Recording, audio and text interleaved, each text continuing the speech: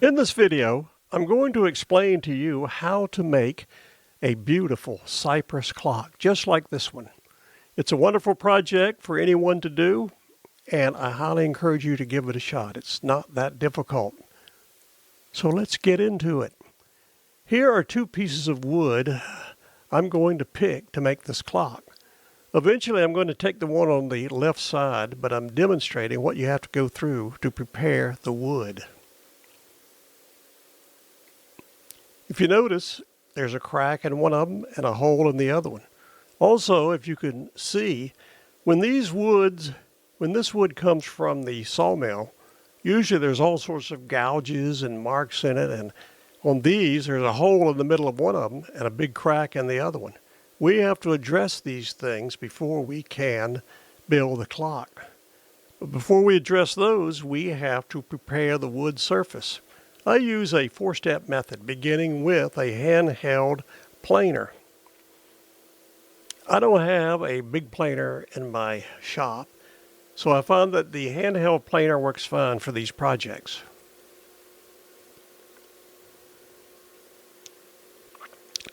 This is step one. After I do both of these pieces, then I move on to my favorite tool, angle grinder with a 360 grit pad in it. The purpose of that one is to level the wood out because the handheld planer is rough. The 360 grit pad on this angle grinder is extremely aggressive, but it does smooth the wood out. After I finish that, I go on to phase 3. There I use a polisher with a 7-inch 80 grit sanding pad on it. That takes out the scratches from the 360 pad that was on the angle grinder. The good thing about using epoxy, you don't have to get it perfectly smooth because the epoxy will smooth it out itself. Final step 4, I use an orbital sander with a 80 grit pad. Again, we don't have to get down to the real fine grits because the epoxy will do the work for us. That's another reason I love it. Now it's time to deal with the crack and the hole in the wood. First of all, to clean off any obvious pieces of bark that's just hanging on, we get rid of them. I like to leave most of it on there for that rustic look. And then I'll burn off some of the edges that are still there.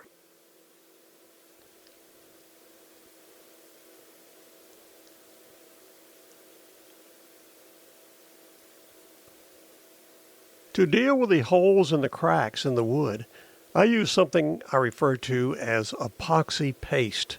I use the same epoxy that I apply to the front, but I mix it up after taping over the hole and the cracks in the bottom. Get the epoxy out, mix it up, and start adding sawdust. Anytime you use this epoxy, it's a 1-to-1 ratio mix, and you have to stir it for 2 minutes. Sometimes that can be a long 2 minutes. Pour it in and start stirring. After you stir it for 2 minutes, then you begin slowly adding your sawdust to the mix. You can use whatever sawdust you have, cedar, cypress, or whatever. Cedar is nice because it gives it a red color. It's much better than just putting dyed epoxy in there because it looks a little more natural. As you add the sawdust, you don't do it all at once. You add a little bit, mix it, add a little bit more, mix it. Keep mixing it until you get your desired consistency or viscosity.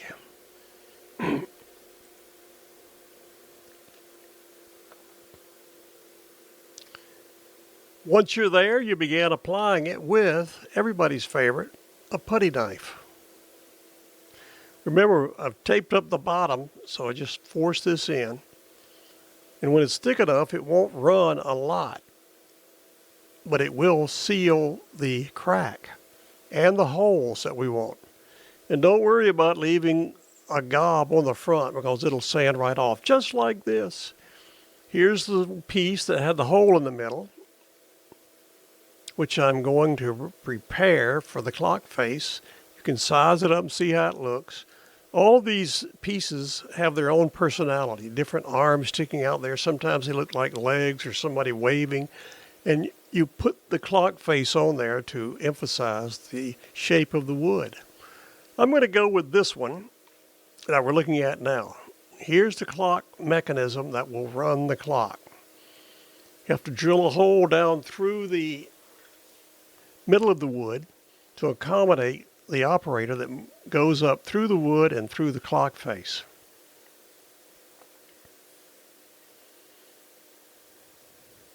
And you just look at it and size it up and see where you want to put it and what direction you want the hands to go in and the numbers.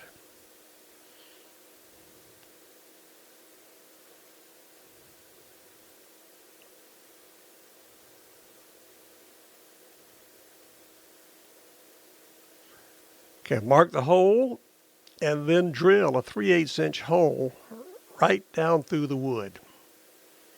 That's where your clock face is going to be based on where you drill the hole. This hole went down through the epoxy that we fill the hole through the wood with. And there we are. I drilled the hole. I figure anybody knows how to drill a hole.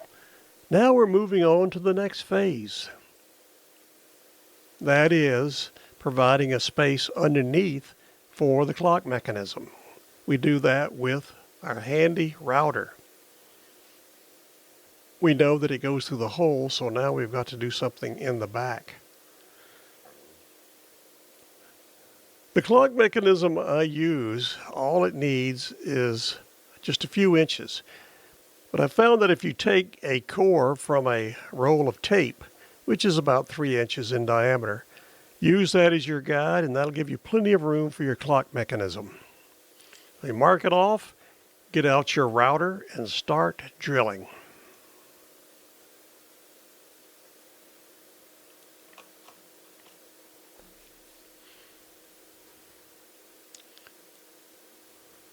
That's where it's going to go. So let's do it with the router.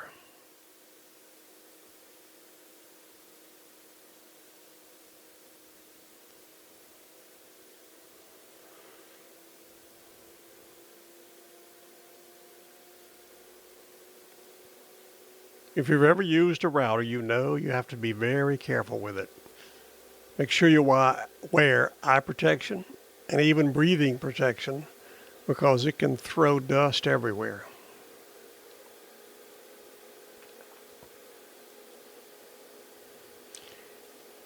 Check frequently as you're routing out this hole because you want it to be just the right depth to accommodate the clock mechanism. You want to have just the right amount of it sticking through the top to mount the arms and the hands and the second hand. Now we've done it. We've drilled the hole and routed out the hole underneath and we are ready to go. The first step is to add my favorite magic material, Deft Sanding Sealer. Sanding sealer has the purpose of sealing your wood so that when you put the epoxy on it, it will not turn brown. Without the sanding sealer, when you put that epoxy on the wood, or this wood, it almost turns it black and you can't see the beautiful graining of the wood. That's one of the purposes of using Cypress to make these clocks. This was one final cleanup of the edges.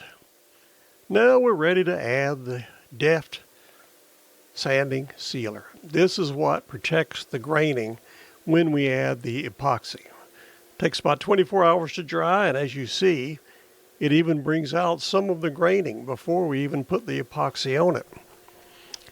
Now that we've sealed it with the sealer, the next step is to lift up the piece off the plastic covered table and prepare to begin the application of epoxy.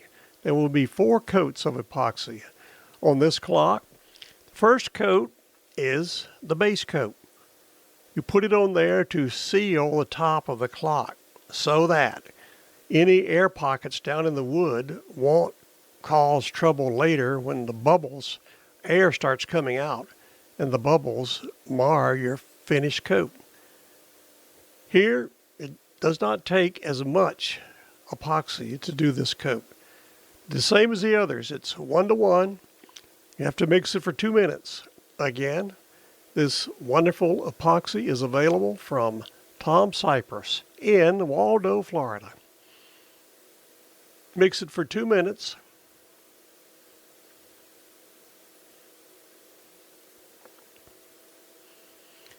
And this coat, I apply with a brush to make sure it gets fully covered. The other 3 coats will be floated on, which I will show you soon, where we just pour it on. Again, the purpose of this coat is to seal the wood along with the sanding sealer. Wait for 24 hours. Always let that sit for 24 hours. Before we add the final 3 coats, I will add the clock face. Here's how it looks 24 hours later. The clock face must be glued to the wood. I found this out from experience. If you don't glue it down, if you just rely on the epoxy to hold it down, you can get a separation in there. The epoxy will go under it and cause separated spots that don't look good. Looks terrible. I found out that if you glue the face, the clock face, down to the wood with some good spray-on glue, it'll stay and you won't have any trouble with voids around the edges. You can use any spray for this, Elmer's, whatever. I use 3M spray-on. Gorilla works good. You bring it over and you carefully place it on this clock face, lining up the holes in the wood and in the clock face, and then making sure your face is aiming where you want it to go to emphasize the arms. Just press it on, and in just a few minutes it'll be dry enough for you to begin putting your epoxy on, floating it on.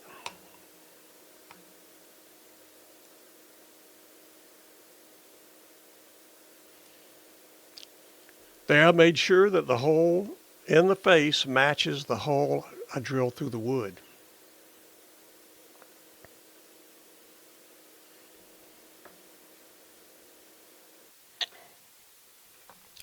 Now we're getting the piece ready to pour on the coats of epoxy. Put the clock motor in there, or the clock mechanism, make sure it fits and everything. Looks good. Before I begin pouring on the epoxy, I cover up that hole that goes down to where the clock mechanism is going to be, because as I pour on the epoxy, I do not want it to run down into the hole and fill it up again, and I'd have to get the router out and rerouter it. So cover that hole up with a little duct tape and you're ready to go.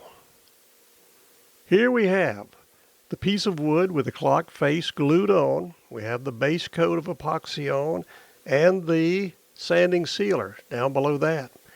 Something else, whenever you're pouring it on, always dam up the plastic on the table where I'm pouring it, because some will run off the edge, and if you don't have it dammed up, that epoxy will run all over your floor and make a real mess.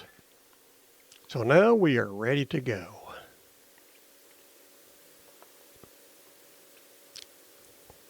The clock face is glued on. We have the base coat on, the holes line up. So now let's have some fun and pour some epoxy.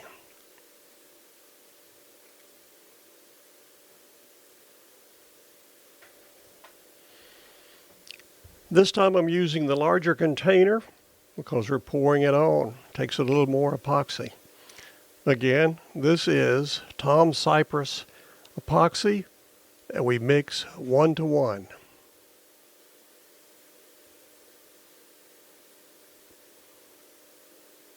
The one thing I do remember they were very emphatic about making your measurements exact. Make sure you get it 1-to-1. Sometimes I'm a little off, but it still works. Once you have it carefully measured, next you mix it for 20 correction. 2 minutes. I use my handy drill with the mixer on it. I also use an apron. Once you get epoxy on your clothes, it'll never come off. Might as well throw them away, buy some new ones. That's why I started using an apron. You can see from all that epoxy on the apron why it comes in handy. Now let's mix her up. With larger amounts of epoxy, I like to use this drill mixer. It's exciting when you get down to this stage of it. After you finish mixing this for 2 minutes, you can then start pouring it on, and that's when it gets really fun and exciting to watch that move around just like the blob in that movie until it covers the entire clock and leaves a perfect smooth surface that covers up all the scratches that your handheld machinery left on the wood. And here we go. When you pour this on, you want to raise it up about 12 to 18 inches so that as you pour it on, it will help it spread better. And here we go. Takes a steady hand to hold the cup steady and pour it on. You want to be careful with this because this epoxy is not cheap. You pour it on and you want to get a complete covering over the wood and also the clock face. You will cover the clock face just like you do the wood. And you'll also notice it'll start dripping over the side onto the table, your plastic covered table. And whenever you're covering the edge of the clock, you can use that epoxy that's dripped onto the table to cover the edges.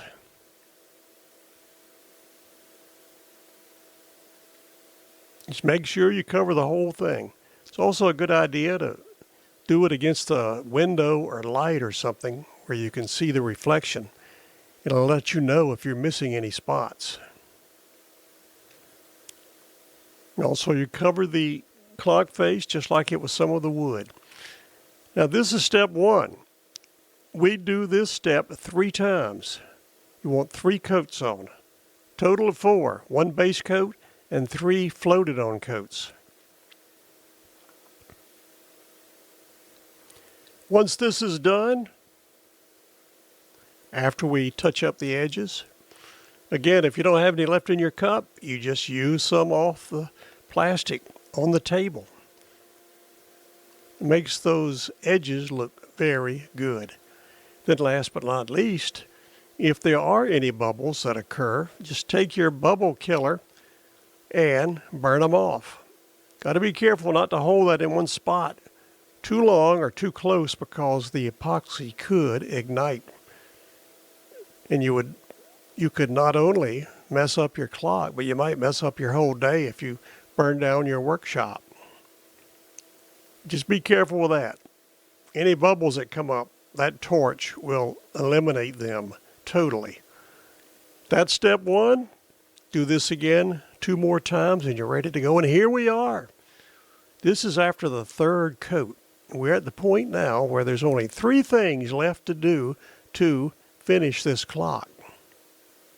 Looks good from the front. Number 1, we've got to mount the clock mechanism. Number 2, we've got to put a hanger on it because most people will hang these on the wall. And then we need to get rid of the drips on the back like this. That's what dripped off during the 3 float-on layers. If you noticed, I now have a towel on the table to protect that beautiful glowing coat on the front. Also, checking to make sure the space for the clock mechanism is good. And here I drill out any epoxy that might have gotten down into the hole going down to the clock mechanism area. Got to be careful, you don't want to scratch your new clock face. Drill that out, the mechanism fits, you're ready to go.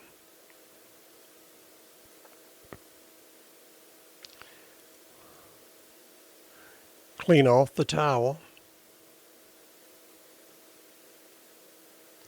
Next, I'm going to remove those unsightly drips. Just checking the hole, making sure everything's fine. It's good, we're ready to go. Now we take out one of my favorite tools, the angle grinder, with that same 360 grit plate on it, and grind them off. It's very dusty when you do this, so it's handy to have around some way to remove the dust. I just blow it off with my handy dandy blowgun. Once we've got those off, the next step is to install the hanger to hang it on the wall. Since this is a heavy clock, I'm using a special hanger.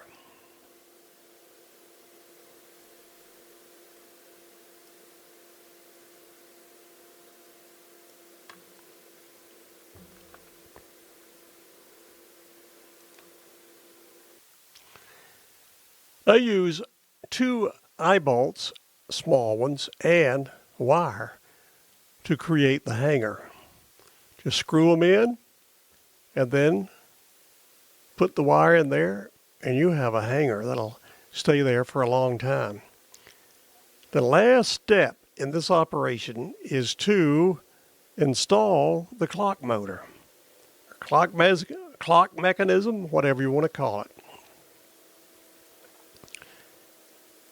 It takes a AA battery. I like to put the battery down toward the bottom. That's the opposite of where the side of the hanger's on. Stick it in and check it out one more time. Make sure you've got enough space in there to accommodate the nuts that are going to hold the arms on. There's plenty of room there, so let's go.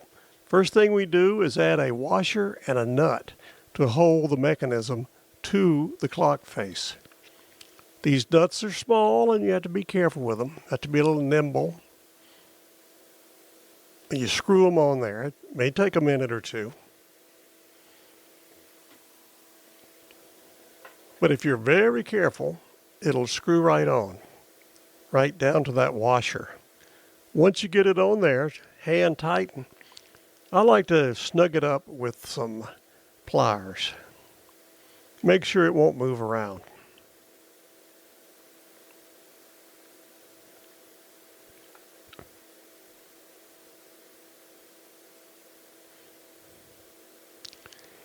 And there it is. It's snug. Next step is, there you see it.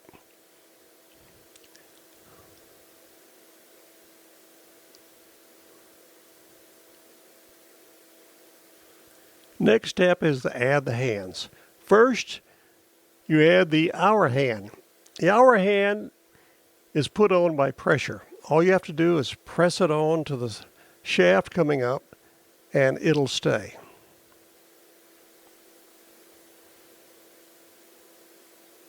The minute hand requires a small nut. It's got a slot in there. You have to line that up. Then to put the small nut on it. These machines, or these clock mechanisms, I also get them from Cypress. They're the best I've seen.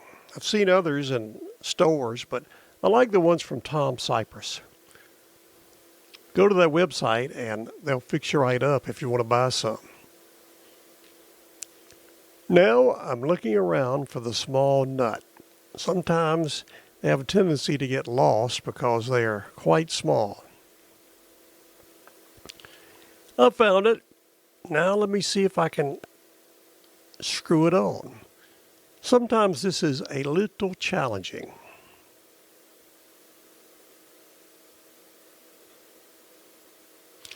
I've got it on, and I'm going to snug this one up with the pliers.